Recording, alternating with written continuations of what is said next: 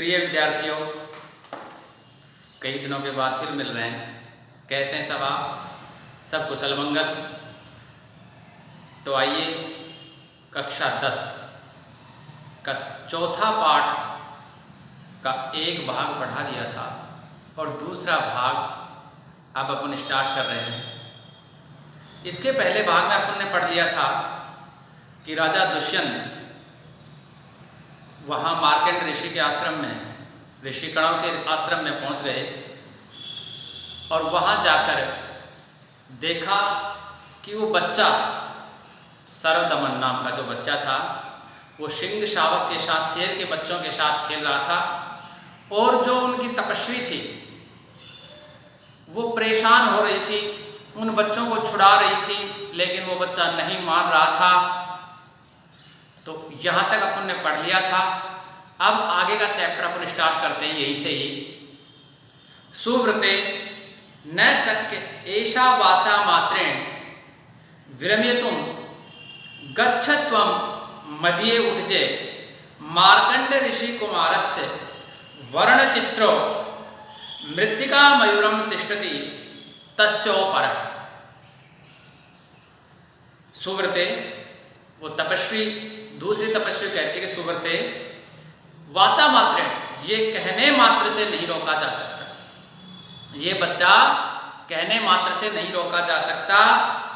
तो गच्छ, जाओ, मदिया उत्जे, मेरी कुटी में जाओ और मार्कंड ऋषि कुमार का जो चित्र बनाया हुआ है, माटी का जो मयूर है, वो लाकर तुम इस बच्चे को दे दो। अब वो दूसरी तपस्वी कह रही है तथा, वैसा ही किया। इति निष्क्रांता, ठीक है, ऐसा कहकर वो चली जाती है। अब बालक, वो सर्वदमन कह रहा है अनेन नैव तावत क्रीडिष्यामि, अर्थात जब तक वो मिट्टी का मोर नहीं आ जाए, जो तुम मुझे खिलौना देना चाह रही हो, जब तक वो खिलौना नहीं आ जाए तब तक मैं क्या करूंगा? अननैव तावत क्रीडिष्यामि, जब तक मैं इनसे ही खेलूंगा। इति तपस्वी, और इस प्रकार तपस्वी विलोक देखकर हंसता है, उस तपस्वी की ओर देखकर हंसता है।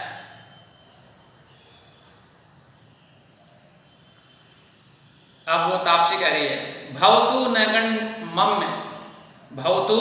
न मम अयम गण्यति, मुझे तो ये कुछ गिण ही नहीं रहा। कहते हैं ना, घर में तो कोई बच्चा मानता नहीं, कहा तो मेरे तो ये सुनता ही नहीं है, मेरे तो ये मानता ही नहीं है, मुझे तो गिनता ही नहीं है, मुझे तो कुछ समझता ही नहीं, ऐसा वो मन में कह रही है कि भवतु न मम अयम गण्यति, मुझे तो ये गिण ही नहीं रहा, मुझे तो कुछ समझ ही नहीं रहा।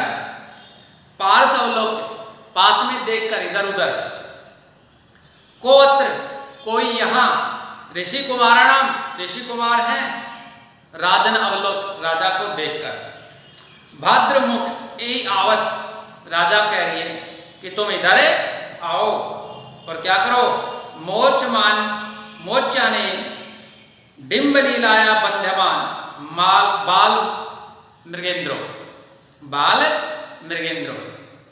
अर्थात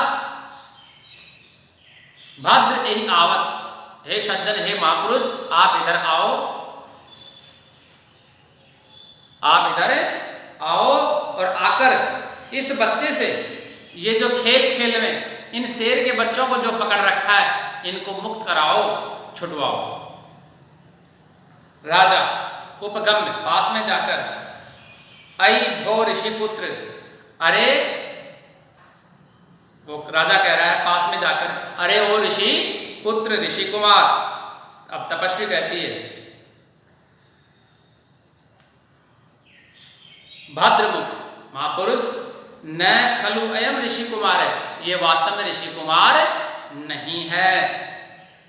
राजा आकार सदृश, इसके आकार और समानताओं की चेष्टाओं को देखकर, सदृश माने समानता, चेष्टम अवलोक्य कथयति, मैं तो सिर्फ समानता, जो ये आश्रम है, इसके हिसाब से, इसकी चेष्टा के हिसाब से मैंने तो बोल दिया था।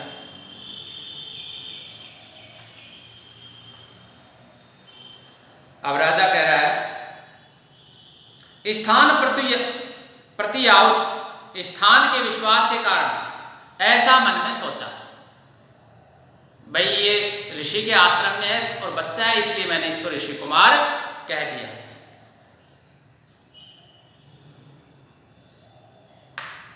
न चेन्न मुनि कुमारो अयम, ये कोई मुनि कुमार नहीं है। अत को अस्य व्यापदेशा, कह रही है कि ये कोई ऋषि कुमार नहीं है। तो राजा फिर पूछ रहा है कि इसका वंश क्या है? अगर ये राजा ऋषि का पुत्र नहीं है तो किस वंश से है, कौन है ये? तो तपस्वी कह रही पुरुवंशा, ये पुरुवंश से राजा आत्मगत अपने मन ही मन सोचता है, कथम एकान अनुमम, मेरा और इसका दोनों का क्या समान है? अर्थात सकाशे, हम दोनों समान है या मेरे ही वंश का है। न पुनरात्मगता मनुष्याणाम ये विषय, स्वेच्छा से मनुष्यों के लिए यह स्थान नहीं है। समझ में आया कि नहीं आया ये बच्चों? दोबारा फिर देख लो इसको। आत्मगत मन से, कथम एकान अनियो मम, क्या हम दोनों एक समान हैं? क्या मेरे ही एक वंश है? सकाशे, खुले में मन से पूछ रहा है। न पुनरात्मगता, स्वेच्छा से, मनुष्याणाम में विषय, मनुष्यों के लिए यह स्थान नहीं है। तो तपस्वी कहती है, यथा भद्रो मुखो भण्णति, जैसा भद्र पुरुष कहते हैं वही सही है।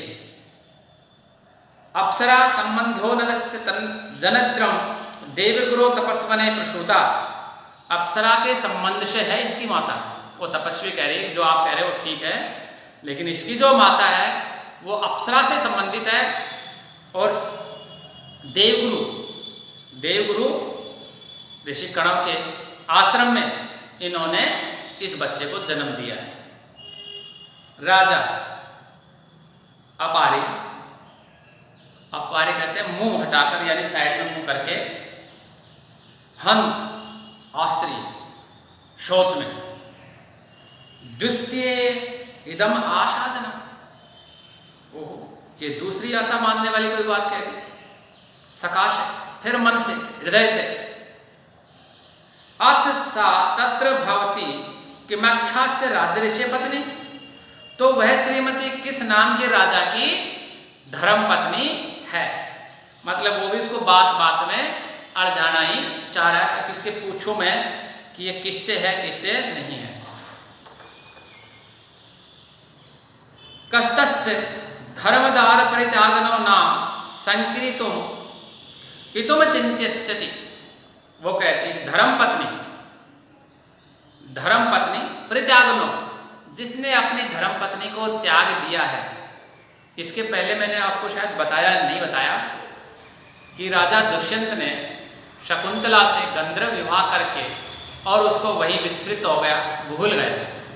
तो अब वो कह रही है कि ऐसे राजा, उसका क्या नाम ले हम, ऐसे दुष्ट राजा का जो अपनी पत्नी को ही छोड़ दिया है, अपनी पत्नी के बारे में जानता ही नहीं है।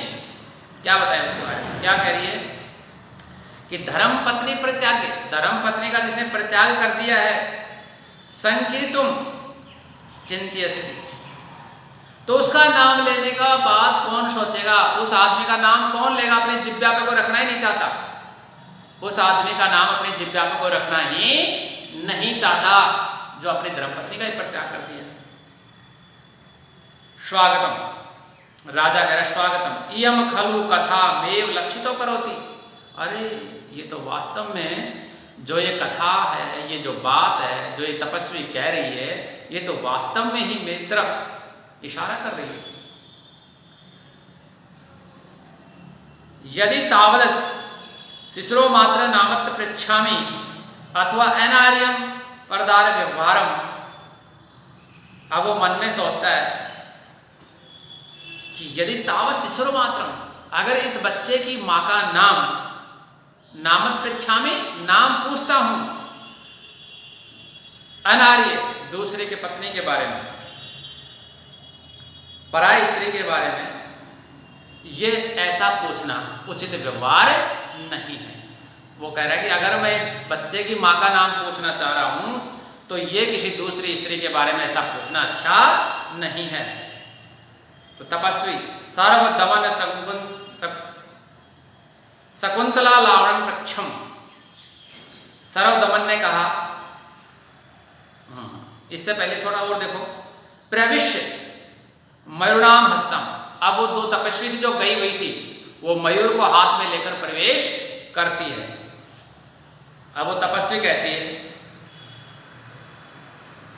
सरदम शकुंतल लावण प्रक्षम, अरे बच्चे सरदमन, इस शकुंतला के, इस शकुंत के लावण को देखो। अब उसने शकुंत कहा तो बच्चे को भ्रमित हो गया, शकुंतला तो माँ का नाम है। उसने शकुन कहा उस पक्षी के बारे में, शकुंत लावण उस पक्षी के सौंदर्य के बारे में कहा, शकुन मानी पक्षी भी होता है, शकुंतला उसकी माँ का नाम भी है। तो बच्चा भ्रमित हो जाता है उसको देखकर। सदृष्टम पेशम पुत्रम वामम गता, सदृष्टि क्षेपम, निगाह लगाकर गौर से, पुत्रो वामम माता, कहाँ है मेरी माता। बच्चा कह रहा है कहाँ है मेरी माता।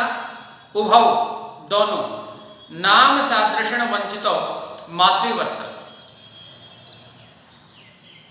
नाम की समानता के कारण, नाम सदृशो नाम की समानता के कारण, और बच्चा मातृवत्सल माता के प्रेम में धोखा खा जाता है। यानी उसने पक्षी का नाम लिया और बच्चा माँ को समझकर कहता है मेरी माँ कहाँ है। वत्सल अस्य मयूर मृतिकस्य रमणत्वं पश्यति वर्णतो अस्मि, बेटा इस मिट्टी के मोर की सुंदरता को देखने के लिए मैंने कहा है।